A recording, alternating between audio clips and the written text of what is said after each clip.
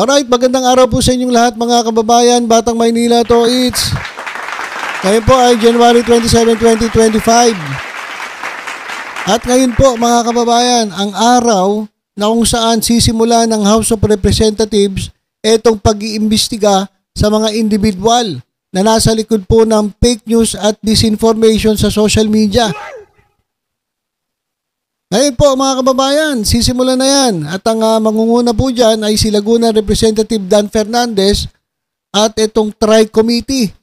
So, yung Quadcom, doon po yun sa EJK. Ito naman tungkol dito sa sa mga fake news peddler. Meron siyang Tri-Committee. O sino-sino ba yung kasama dyan sa mga committees na yan? Committees on Public Order, Public Information and Communications Technology. So, ayun po yung tatlong committee na mag-iimbestiga dito po sa, mga nagpapakalat ng fake news. At alam ko, ang target nila, mga vloggers. Patay kayo ngayon. Yung mga vloggers na fake news. Ang dami po niya nagkalat sa social media. Pero bago yan mga kababayan, Balitang Maynila muna tayo.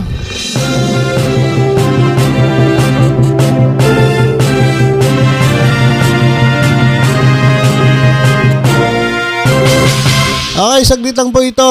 Ayan, ayon po sa balita ng politiko, si Dumagoso ay kayang-kayang talunin. Dumagoso is beatable kasi mga kababayan, base po dun sa ilang mga naglalabasang survey at sabi po ng mga Iskonians ay tapos na po ang laban at wala na pong kapag-apagasang manalo ang iba pang mga kumakandidato bilang mayor ng Maynila. Kasi si Isko Moreno na raw ang siguradong sure win. At landslide pa, sabi ng kanilang mga taga-suporta. Pero ayon po sa politiko mga kababayan, kayang-kayang talunin itong si Dumagoso. Sapagkat yung kanyang lamang kay Mayor Hani Lacuna ay unti-unti pong lumiliit. Lumiliit ng lumiliit. Kumbaga sa spaghetti, pababa ng pababa. At ito mga kababayan, ayan dikit na survey. Isko Moreno not unbeatable, sabi ng spokesperson ni Mayor Hani Lacuna. Ayan po. The gap between Manila Mayor Hani Lacuna and her rival former Manila Mayor Isko Moreno has narrowed. Lumiit na mga kababayan. Yan naman po ay according to Attorney Princess Abante. Si Attorney Princess, anak po yan ni Benny Abante. Ayan. So, paliit po ng paliit ang lamang ni Yorme Isko Moreno dito po kay Mayor Hani Lacuna, kaya dikit po ang labanan. January pa lang po mga kababayan. So, January, February, March, April, May, ilang buwan pa bago mag-eleksyon. At baka pagdating po ng buwan ng Mayo, talagang dikdikan ng labanan. At pwede pang masilat yung sinasabi nilang unbeatable. Kaya, doon po sa mga kababayan nating mga Batang Maynila, dapat po mamili po kayo ng talagang para sa inyo. Si Mayor Hani Lacuna, taga Maynila. O si Isko, saan daw nakatira? Binabasa ko lang mga kababayan kayo na lang po sumagot kung bakit si Mayora ang mananatili. Doon kayo sa talagang nagmamahal sa Maynila, hindi yung gagamitin lang yung lungsod ng Maynila. Diba? Bilang mga lehitimong Manileño, mas gugustuhin ninyo na yung ilalagay nyong mayor dyan ay talagang lehitimong taga Maynila rin. Ako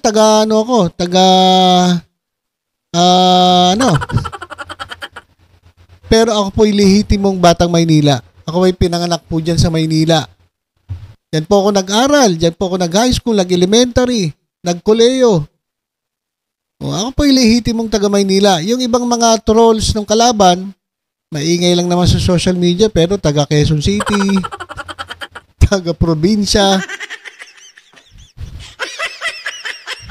At hindi po botante ng lungsod ng Maynila. Kaya mga kababayan, kung kayo po'y botante sa lungsod ng Maynila, piliin nyo po si Mayor Hani Lacuna.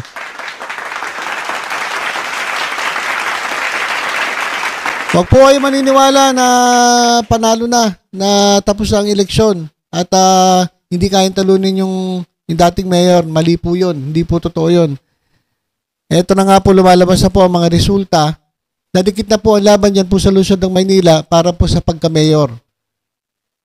Kaya isip-isip po kayo mga kababayan. Huwag po kayong basta-basta madadala sa pagpapapogi sa mga pasayaw-sayaw na ganyan-ganyan. Hindi po gano'n ang paglilingkod.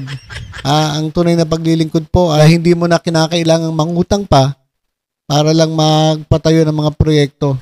Kaya po kaya naman Si Mayor Haning Lacuna nga, kinakaya niya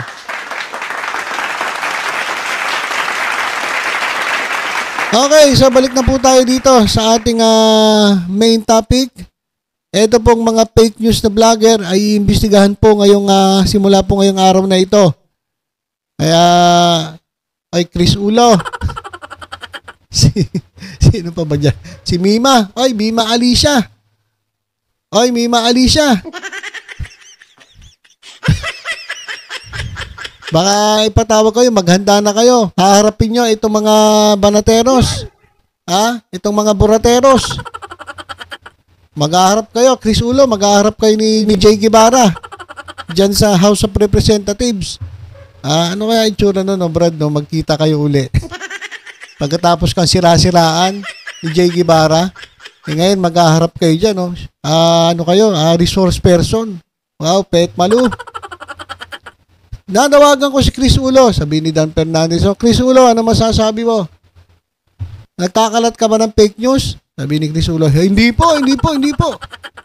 Kami po patas lamang sa pagpapahayag ng aming mga opinyon. Tatanungin din si Mima Alicia. Mima Alicia, ikaw ba nagpapakalat ng fake news? Ay, hindi po, minsan lang po. Ay mga kababayan, tapos sigurado, itong mga buratero, sigurado yan, imbitahan yan. Kasi kadalasan, ang dami nilang mga binabalita dyan na paninira sa Quadcom. Kasi ang target po ng investigasyong ito, ng 3 komite, ay yung mga vloggers na naninira po dito sa sa Quadcom. Ito yung sabi ni Dan Fernandez, sa mga nagpapalaganap ng kasinungalingan, binabalaan namin kayo, sisiguraduhin natin na may pananagutan na mga nagkakalat ng fake news. Hindi natin hayaan magpatuloy ang sistemang ito kung saan nalililang ang ating mga kababayan. Panahon na upang malaman natin ang mga nagpapakalat ng kasinungalingan para sa pansariling interes. Ayan. Ang fake news ay laso na sumisira sa ating demokrasya. Hindi tayo titigil hanggat mapanagot ang mga nasa likod nito at matiyak na may tamang proteksyon ang ating mga kababayan. Ayan, nabasa ko dito mga kababayan ang kanilang iimbestigahan. Yung bayarang mga vloggers na ayon kay Dan Fernandez, binabayaran ng mga pogo. Alam ko ba wala na yung mga pogo pero meron pa raw nagbabayad ng mga vloggers itong mga pogo na ito, maging yung mga politiko. Nako, ang dami kong kilalang ganyan. Binabayaran ng politiko para ikampanya itong mga politikong ito. Ayan mga kababayan. Saka yung mga paninira sa mga miyembro ng Quadcom, sino ba ang talagang pinag-initan nila dati si Benny Abante? Tapos yung yung miyembro ng yung ano ba pangalan nun? Congresswoman na talagang pinakita doon sa social media yung mga mamahaling mga alahas, mga sasakyan. So parang pinalalabas sila na yung mga gamit na yon, yung mga naipundar nila galing daw sa sa kaban ng bayan. So nasisira po yung mga pangalan ng mga congressman natin, ng mga ilan sa mga public figures o public officials natin dahil nga po dyan sa mga inilalabas nila sa social media. Kasi napakasimple lang naman kung sa tingin ninyo na yung kanilang mga kayamanan ay galing sa kaban ng bayan at kinurakot lang nila, di dapat i-demanda ninyo. Diba? Hindi yung ilalabas mo, yung suot niyang bag mamahalin, yung mga Bentley na sasakyan ni Abante, yung relo ni Abante na Pet Malung mamahalin, inilalabas sila yan. Ngayon, sinasabi nila, yayamanin, ang daming pera ni congressman. Eh, kung talagang sa tingin ninyo, ninakaw yan, demanda ninyo. Ayun po yung problema. Nilalabas nila at pinalalabas nila na nakaw galing sa kaban ng bayan. Eh, pero dapat, kung talagang meron silang resibo na ninakaw, di ilabas sila at magsampa sila ng kaso. Graft and corruption. Pero wala namang ganun eh. Puro lang puro lang dakdak, puro lang post sa social media. Diba? Lalong-lalo na ngayon, election mga kababayan. Ako, yung mga kandidato talaga nagbabayad sa mga social media influencers, sa mga vloggers. Kaya kay Chris Ulo, kay Mima Alicia, kay Takero, kay Boss Mike Cervera. Humanda na kayo, dali patatawag kayo dyan. Ha?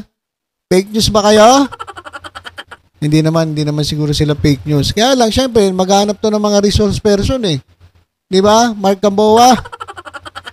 Ikaw, ingat-ingat ka. Huwag ka post na kung ano-ano. Kung wala ka resibo ha, baka mapatawag ka rin dyan sa Tricom ha, ni Dan Fernandez. At lalong-lalo na, ako sigurado na na etong Banateros, etong Burateros ay malamang maimbita dyan sa hearing na yan. Sapagkat marami na silang mga sinasabi na na sablay din eh at hindi makatotohanan. So, abangan natin ang unang-una, abangan ninyo yung paghaharap ni Chris Ulo at ni Jay Guevara. Maganda po yan. Maganda po, magsasagutan yan eh. Your Honor! Your Chairman, Your Honor! Si Jay Guevara pa naman eh. Ano yan? Bopols yan si Jay Guevara eh. Kaya pag in English, baka hindi niya maintindihan eh. Kaya Jay Guevara, mag-practice ka na ng English mo ha. Dahil si Chris Ulo nag-practice na eh. Sabi, balita ako, nag-practice na ng English eh. Kaya itong mga kaibigan natin iimbitahan kayo, mag-aarap-arap kayo dyan. At Mima, ingat ka lang, huwag ka mananabunot ha. Mainit din ang ulo na ito ni Mima Alicia eh. Kaya huwag kang relax lang kapag nandyan ka. Talagang pakita mo na ikaw ay hindi fake news.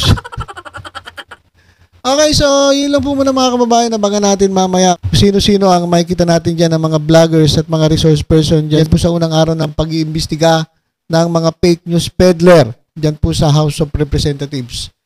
Alright, so yun lang po muna mga kababayan. Basta tutok-tutok lang po dito sa Batang Maynila to. Sa iba pang updates. Ingat po tayong lahat. God bless po.